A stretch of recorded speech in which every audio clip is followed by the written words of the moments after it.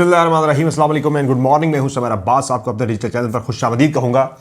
नाज़रीन, आज की इस वीडियो में एक तो मैं बात करूँगा जो इद्दत वाले केस में इमरान खान और बुशरा बीबी को 7 साल कैद की सज़ा सुनाई गई है, इसकी कुछ बहुत ही इंपॉर्टेंट पहलू सामने आ रहे हैं, उन पर बात करना बड़ा ज़रूरी है। दूसरा जनाब, मैं इस पर आपको बताऊँगा कि जज बशीर साहब जो हैं, उन्होंने अब एक और नया काम उन्होंने किया है, जिससे नज़र आ रहा है कि इमरान खान को जो सज़ा दी गई वो जो तोशाखाना केस में, उस सज़ा को बड़ा जो है वो मुतनाज़ा बना दिया खुद जज बशीर साहब ने अपने एक अमल से। और फिर साइफ़र केस में शाह महमूद कुरैशी को 5 साल के लिए नायल कर दिया गया। अब उनकी जगह पर जो उनके नॉमिनेशन पेपर सिंध से मंजूर हुए थे, वो उस सीट पर भी अब उनके बेटे आ गए।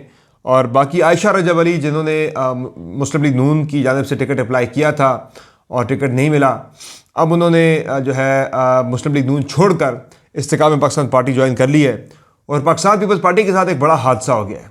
वो हादसा क्या है, आपके साथ डिटेल शेयर करेंगे। आपसे रिक्वेस्ट है कि चैनल को सब्सक्राइब जरूर करें, वीडियो पसंद है तो उसे लाइक करें और बेल आइकन जरूर प्रेस करें और अपना फीडबैक कमेंट सेक्शन में जरूर दें। सबसे पहले ज़रा बात करते हैं ये जो इद्दत वाला मामला जनाब, इस पर कल से बड़ी बातचीत हो रही है, बड़ी रेज़े हो रही है इस पर। मैं सिर्फ इस पर इतना कहूँगा कि ये फ़ैसला देने वालों ने अगर ये सोचा था कि ये फ़ैसला देकर हम इमरान खान को नुकसान पहुँचाएँगे, इमरान खान को गिराएंगे, इमरान खान को इसका यानी कि जो है ना वो डैमेज करेंगे बहुत ज़्यादा, तो कल से ये फैसला आने के बाद अब तक जो पूरे पाकिस्तान से रिएक्शन आया इस केस के फैसले के ऊपर, बल्कि पूरी दुनिया से रिएक्शन आ रहा है, मैं समझता हूँ कि ये फैसला देने वालों ने नुकसान इमरान खान का नहीं किया, नुकसान अपना किया है। फैसला देने वाली जुडिशरी ने नुकसान इमरान खान का नहीं किया, नुकसान जुडिशरी का हुआ है। जुडिशरी के ऊपर लोगों का एतमाद उठा है, जुडिशरी कॉम्प्रोमाइज़ हुई है। जुडिशरी यहाँ पे जो है वो उसकी बहुत ज़्यादा इज्जत और वक़ार कम हुआ है इस फैसले के बाद। पूरा पाकिस्तान इस पर बात कर रहा है, हर बंदा बात कर रहा है कि भाई बड़ी शदीद किस्म की ज़्यादती हुई है। जो इमरान खान के सख्त तरीन सियासी मुखालिफिन है वो भी कह रहे हैं कि ये ज़्यादती हुई है। परसों मेरे प्रोग्राम पे बैरिस्टर ज़फ़रुल्लाह मुस्लिम लीग नून के रहनुमा वो खुद कह रहे थे कि इस पर CRPC, इस पर ज़ाब्ता फौजदारी इतलाक उसका होता ही नहीं है, ना इसमें शरी जो हमारी जो शरीयत के अंदर भी जो मुतलका जो मौजूद हैं इसमें नुकात, वो भी इस पर अप्लाई नहीं होते। शरीयत भी इसकी यानी कि इसकी मुखालफत नहीं करती, लेकिन ये फैसला दे दिया गया। अच्छा, जो इसमें इंतहाई मुज़हका खेज किस्म की ग्राउंड जो ली गई है सेक्शन 496 को इन्वोक करने के लिए आप PPC, वो ये है जनाब के, यानी आप बड़ी गौर से सुनिएगा, ये बड़ी इंतहाई मुज़हका खेज और बड़ी, मैं से कहूँगा कि बहुत ही हल्की दलील है जज साहब की तरफ से। मैं दोबारा जो बात करूं कि एक्सपोज या इसमें नुकसान इमरान खान का नहीं हुआ, नुकसान सबसे बड़ा पाकिस्तान के अदालती निज़ाम का हुआ है, पाकिस्तानी अदालतों का हुआ है। अदालतों का वक़ार कम हुआ, इमरान खान का वक़ार इस फैसले के बाद एक ज़रा भी कम नहीं हुआ। बल्कि मैं जो बात कर रहा हूं कि इमरान खान के मुखालिफिन भी कह रहे हैं कि भाई उसके साथ ज़्यादती हुई है, तो इसका मतलब है कि जो स्विंग वोटर है, जो खामोश वोटर है, जो अब तक खामोश बैठा था कि मैंने क्या करना है, और जो इस सोच के तहत ये फैसला दिया गया था कि इमरान खान को नुकसान होगा, लोग मायूस होंगे, उसको वोट नहीं देंगे, और इससे भी ज़्यादा जो इसमें केस में मकसद था कि इमरान खान गंदे हो जाएंगे बहुत ज़्यादा जनाब, उनकी यानी कि किरदार कुशी इसमें ज़्यादा मकसूद थी। लेकिन मुझे ये लग रहा है कि ये नुकसानदेह साबित होगा, काउंटर प्रोडक्टिव साबित होगी ये मूव। और अब कई न्यूट्रल लोग जो है वो भी इमरान खान के हक में वोट देंगे अपना जाके, यानी कि जिन्होंने वोट नहीं देना था वो वोट देंगे जाके। अब जो ग्राउंड है वो इतनी कमज़ोर और इतनी, यानी मैं कहूँगा कि इर्रेलेवेंट किस्म की है कि आप ज़रा गौर से सुनिएगा कि भाई जज साहब क्या कह रहे हैं। जज साहब ने 496 यानी जो बदयांती और ये फ्रॉड वगैरह से मुतल्लिक है, उसको अट्रैक्ट करने के लिए इस केस के अंदर, या उसको इन्वोक करने के लिए, जिसमें 7 साल की सजा है 496 के अंदर, चूंकि इसलिए उसको अट्रैक्ट किया गया, ज़बरदस्ती को छेड़ा गया इस शेख को। उसमें जज साहब ये कहते हैं जनाब कि इमरान खान ने खैबर मानिका का जो रुजू का हक था, वो हक जो है वो उनसे छीन लिया, इसलिए ये बदयांती हो गई खैबर मानिका के साथ इमरान खान की जानिब से। यानी वो ये कहते हैं कि इद्दत के दौरान, चूंकि इद्दत पूरी नहीं हुई थी बुशरा बीबी की, और इस पर भी मैं आगे चल के बताऊंगा कि जनाब के इस पे जज साहब ने कितनी बड़ी जो है वो ज़्यादती की है, इस फैसले के अंदर जो है कितनी बड़ी ज़्यादती की गई है। कि जज साहब ये कहते हैं, उनका मानना ये फैसले के अंदर वो जो एक केस बना रहे इमरान खान के हवाले से, वो ये कहते हैं जी कि चूँकि खैबर मानिका को इद्दत पूरी होने तक रुजू का उनके पास हक था तलाक देने के बाद, तो चूँकि इमरान खान ने यकम को निकाह कर लिया, यानी कि इद्दत के दौरान ही निकाह कर लिया, तो इसलिए खैबर मानिका से रुजू का हक ले लिया गया। इमरान खान ने रुजू का हक छीन लिया, ये निकाह करके, ये अमल करके इसलिए इमरान खान बददियानत ठहरते हैं और बददियानती की वजह से उन पर सेक्शन 496 जनाब लगा दी गई है, वो इसके मुर्तकिब हो गए हैं, जिसमें 7 साल कैद की सजा है और मैक्सिमम 7 साल है और पूरी 7 के 7 साल जो है वो दी गई है। अच्छा, ज़बरदस्ती एक तो खींच के सेक्शन लगाई गई। अब किस्सा मुख्तसर जो है वो ये है जनाब कि मैं ज़रा यानी कि फैक्ट ये है, फैक्चुअल पोजीशन ये है सारे केस के अंदर कि खावर मानिका ने 14 नवंबर 2017 को तलाक दी बुशरा बीबी को। फिर उन्होंने जो है उसके बाद 14 फरवरी को इमरान खान का निकाह एज़ पर देयर क्लेम होता है इमरान खान और बुशरा बीबी का 14 फरवरी 2018 को। तो 14 नवंबर 2017 से लेकर 14 फरवरी 2018 तक जब ये इद्दत जो है 90 दिन की वो भी पूरी हो चुकी थी, तब तक भी खावर मानिका ने रुजू नहीं किया बुशरा बीबी के साथ, नहीं किया रुजू उन्होंने, लेकिन उन्हें रुजू का ख्याल भी नहीं आया। अब वो 24 नवंबर 2023 को आकर एक शिकायत दर्ज करते हैं, यानी कि 6 साल बाद आकर वो एक शिकायत दर्ज करते हैं कि जी जो 3 फरवरी यानी वो शिकायत दर्ज करते हैं जनाब कि मेरा जो रुजू का जो हक था वो मार दिया गया और ये सारा फ्रॉड हो गया, बददियानती हो गई जनाब। तो उस पर अदालत जो है वो खावर मानिका का रुजू का हक जो है उसे दुरुस्त करार देती है आकर, हालांकि उन्हें रुजू का ख्याल नहीं आया पिछले 6 साल में। अब आके वो दरख्वास्त दायर करते हैं और उनके रुजू के हक को दुरुस्त करार दिया जाता है। और ये इसमें सबसे जो मज़ीद में जो बात कर रहा था कि ग्राउंड्स ऐसी सेट किए जज साहब ने कि एक तो ये स्टैंड करना ही नहीं है इस केस ने किसी सूरत भी स्टैंड नहीं कर पाएगा अपील के स्टेज के ऊपर, हाई कोर्ट के लेवल पे। लेकिन मैं आपको जो ग्राउंड सेट जो की गई है उसमें कि जनाब खातून का जो बयान हल्फी यानी जो बुशरा बीबी का बयान हल्फी है, अब ये बात बहुत ही प्राइवेट मामला है, लेकिन चले अब डिस्कशन में आया तो मैं ज़रा इसमें एक अपनी राय रखूं कि किसी खातून के जो भी उसके मामलात हैं, उसके जो भी हैं तिब्बी मामलात, उनके हवाले से वो खातून खुद सबसे ज़्यादा बेहतर जानती है। खावर मानिका जो हैं वो गवाही नहीं दे सकते उनके माहवारी के हवाले से। वो खातून जो है उसका जो बयान हल्फी है उसे जज साहब जो हैं वो नज़रअंदाज करते हैं, उसे कहते हैं ये तस्लीम नहीं किया जाता। और खावर मानिका का जो है वो उनका पॉइंट ऑफ व्यू जो है उसे अदालत जो है वो तस्लीम करती है। ये बड़ी हैरान कुन बात है। और एक और काम बड़ा अहम हुआ इस केस के अंदर कि जब यानी कि बुशरा बीबी के हवाले से ये कहा था, खावर मानिका ने अपना एक बयान दिया था अदालत के अंदर कि जनाब बच्चे जो हैं वो बड़े शदीद नाराज़ हैं बुशरा बीबी से, वो नाला हैं, वो बात भी नहीं करना चाहते बुशरा बीबी के साथ। तो हुआ यह कि बुशरा बीबी ने एक वीडियो मंगवाई अपने बेटों से अपने वालिद के ख़िलाफ़ और यानी कि अपने हक में और वालिद के ख़िलाफ़ एक वीडियो मंगवाई, बच्चों से व्हाट्सएप पे मंगवाई। ये बड़ी अहम बात है, ये सुनिएगा। जब वीडियो व्हाट्सएप पर आ गई बुशरा बीबी को तो उन्होंने वो वीडियो दी खावर मानिका को। अब खावर मानिका ने वो वीडियो चलानी थी अदालत के अंदर, तो यूएसपी चूँकि लाने की इजाज़त थी नहीं जो कल की समाअत थी उसके अंदर, तो वो गए जी जो जेल के डिप्टी सुपरिटेंडेंट हैं वो उनके पास गए अपना फ़ोन लेकर कि जनाब मैंने आपको ये व्हाट्सएप करनी है, मैंने आपको कुछ वीडियोस व्हाट्सएप कर रहा हूँ, तो आप ऐसा करें कि ये इनको ना यूएसबी में डाल के आप ले आएँ। तो हम इसे जज साहब के सामने कोर्ट रूम के अंदर हम इसे प्ले करना चाहते हैं।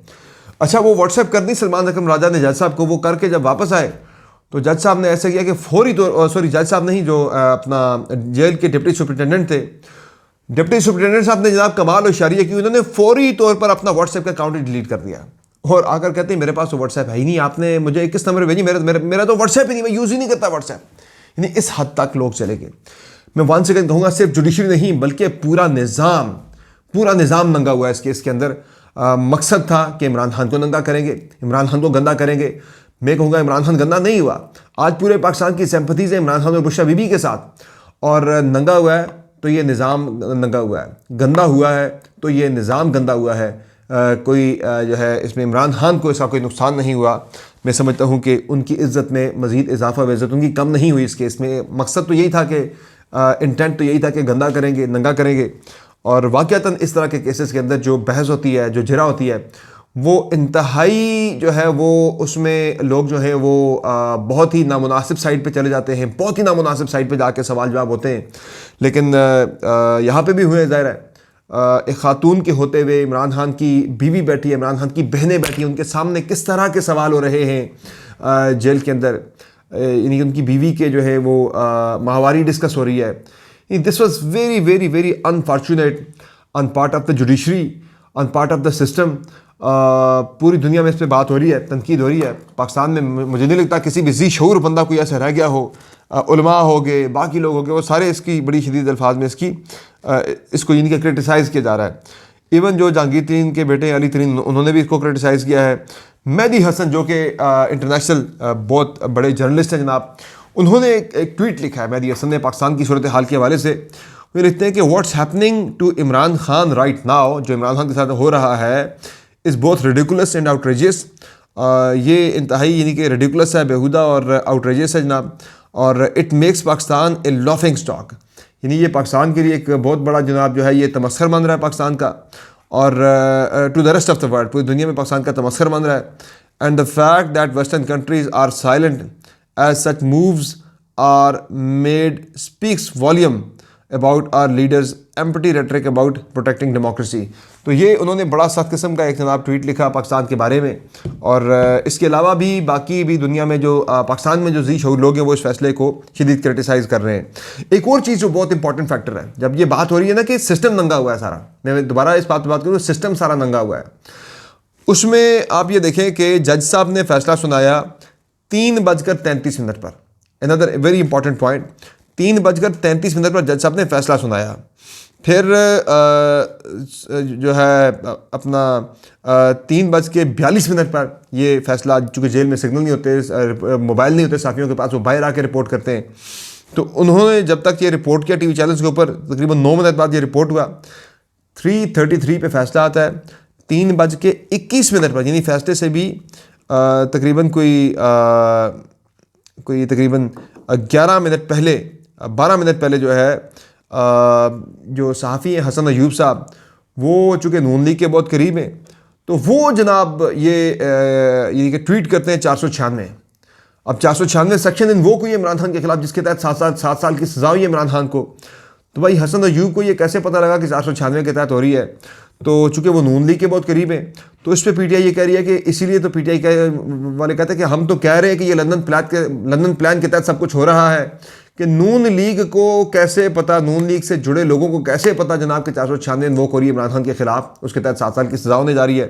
तो इस चीज़ ने भी बहुत ज़्यादा डाउट क्रिएट किया कि भाई ये जो फैसला है ये क्या था। तो पीटीआई के मरकज़ी सेक्रेटरी तलात जो है रऊफ़ हसन साहब, वो मेरे प्रोग्राम में थे गुज़िश्ता शाम, उन्होंने कहा जी ये सब कुछ जो है लंदन प्लान के तहत हो रहा है, और हमें पहले से यकीन था हमारे साथ ये कुछ होगा।